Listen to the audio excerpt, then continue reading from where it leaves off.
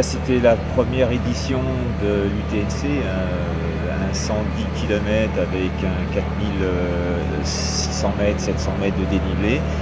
Le départ, c'était un départ un petit peu explosif. Arrivé au PC1, ils sont montés sur la mine bien jouée, au-dessus de Bangou.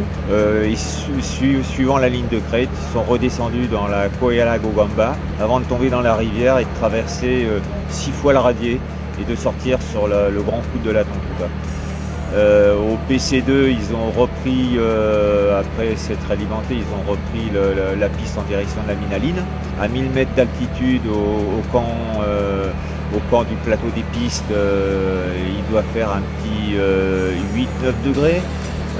Ils redescendent sur une piste glissante qui s'appelle le Candy chinois, que tout le monde connaît, et où il faut s'accrocher aux branches. Et ils finissent par une montée assez méchante qui s'appelle Cosinus. Et voilà, on est là et on attend dans une demi-heure après le premier individuel qui devrait être Christophe Aubria.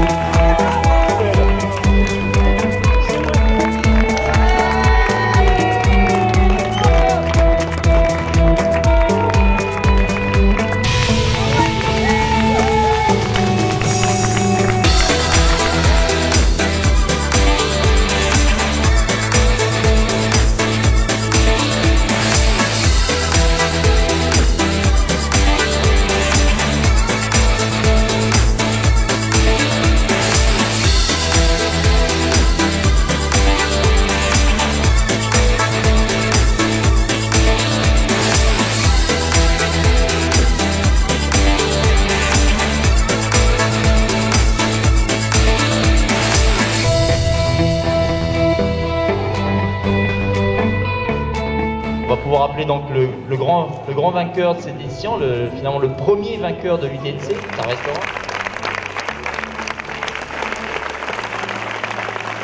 Regardez par ici. Mon sentiment, c'est d'abord une très grande satisfaction d'avoir réussi à gagner le premier UTNC de Nouvelle-Calédonie. Et ensuite sur un parcours qui était quand même bien technique, bien exigeant, qui a demandé beaucoup d'énergie et beaucoup de gestion pour pouvoir arriver au bout sans trop de difficultés. Et ensuite évidemment remercier tous les gens qui ont pu participer à la course et tous ceux qui ont largement aussi participé à l'organisation. Et ils nous ont fait quelque chose de sympa en Nouvelle-Calédonie. On voulait une longue course, on voulait un ultra. On a eu 50, on a eu 80, ils nous ont fait 110. Ils commencent à dire qu'ils vont faire un petit peu plus, ça peut être sympa, mais là c'est déjà très très bien et c'était vraiment une course sympa.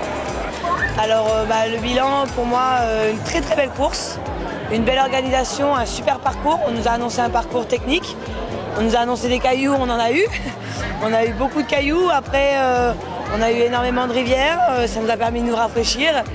La nuit nous refroidir un peu plus. Mais voilà, très beau parcours, Tontuta vraiment magnifique. On est allé vraiment sur des sentiers et des chemins que j'avais jamais fait. Donc j'ai vraiment apprécié le décor. Et en arrivant à Païta, pareil, c'était vraiment Cosinus, on avait déjà fait un peu plus ou moins tout son entraînement.